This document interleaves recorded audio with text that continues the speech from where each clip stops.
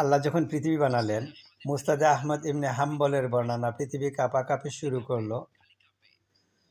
তো পৃথিবীর কাঁপাকাঁপি বন্ধ করার জন্য আল্লাহ পৃথিবীর মধ্যে 7টা টেকটনিক প্লেট বসিয়ে দিলেন। তো 7টা পাহাড়, তো মাউন্টেন রেঞ্জ অফ আর্থ, এই 7টা প্লেট পৃথিবীতে যখন গাড়লেন, এই টেকটনিক প্লেটের কারণে ওজালনা জিবালা আওতাদা, পৃথিবী কাঁপতে শুরু করলো সৃষ্টির পর। তো পৃথিবীর কাঁপাকাঁপি বন্ধ করে দেওয়ার জন্য আল্লাহ পৃথিবীর ভেতরে পাহাড় ঢুকিয়ে দিলেন। তো পাহাড়টা পেরেকের মতো গেড়ে দেওয়ার পরে পৃথিবীর কাঁপাকাঁপি বন্ধ হয়ে যায়। তো ফেরেশতারা অবাক হয়ে বলে যে, মাবুদ, পৃথিবীর কাঁপাকাঁপি বন্ধ হলো কেমনে? আল্লাহ বললেন, ও ফেরেশতারা, পৃথিবীর মধ্যে আমি পাহাড়কে গেড়ে দিয়েছি।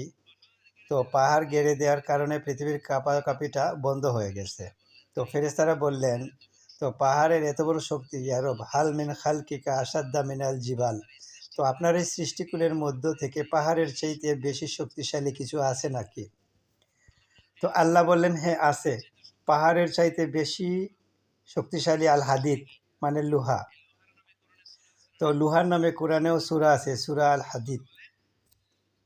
ও আনজালনাল হাদিদা ফিহি বাআসু শাদীদ, তো আমি আকাশ থেকে জমিনের মধ্যে হাদিদ মানে লোহা পাঠিয়েছি, আর লোহার মধ্যে আছে প্রচণ্ড শক্তি। ওমানাফিউল লিন্নাস, লোহার মধ্যে আছে মানুষের জন্য উপকার। পৃথিবীতে এমন জিনিস নাই যেই জায়গায় লোহা নাই। তো তো আল্লাহ বললেন, এটা পাহাড়ের চেয়েও শক্তিশালী লোহা, কারণ লোহাটা পাহাড়ের মধ্যে ঢুকাই দেওয়া যায়। তো ফেরেশতারা বললেন, আল্লাহ হাল মিন খালকিকা আসাদ্দ মিন হাদিদ, এই সৃষ্টিকুলের মধ্যে লোহার চেয়ে শক্তিশালী কি কিছু আছে? আল্লাহ বলেন, আছে।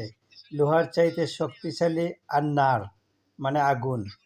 তো আগুনের স্পর্শ পেলে লোহা গলে যায়। তো আগুন জ্বালিয়ে দিলে লোহা অস্তিত্ব হারিয়ে ফেলে। ফেরেশতারা বলল, আল্লাহ হাল মিন খালকিকা আসাদ্দা মিন আন্নার, আপনার সৃষ্টির মধ্য থেকে আগুনের চাইতে শক্তির চাইতে কিছু আছে নাকি? আল্লাহ কয়, আছে। তো তার চেয়ে শক্তিশালী হচ্ছে পানি।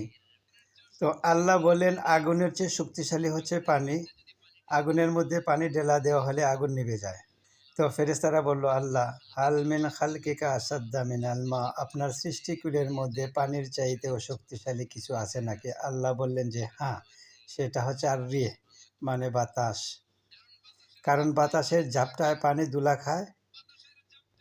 তো বাতাসে সাগরের জলোচ্ছ্বাস হয়। বাতাস ধাক্কা মারলে পানিতে সিডার হয়, নার্গিস হয়, আইলা হয়, মহাসেন হয়, ঘূর্ণিঝড় হয়। তো পানির চাইতে বাতাস বেশি শক্তিশালী।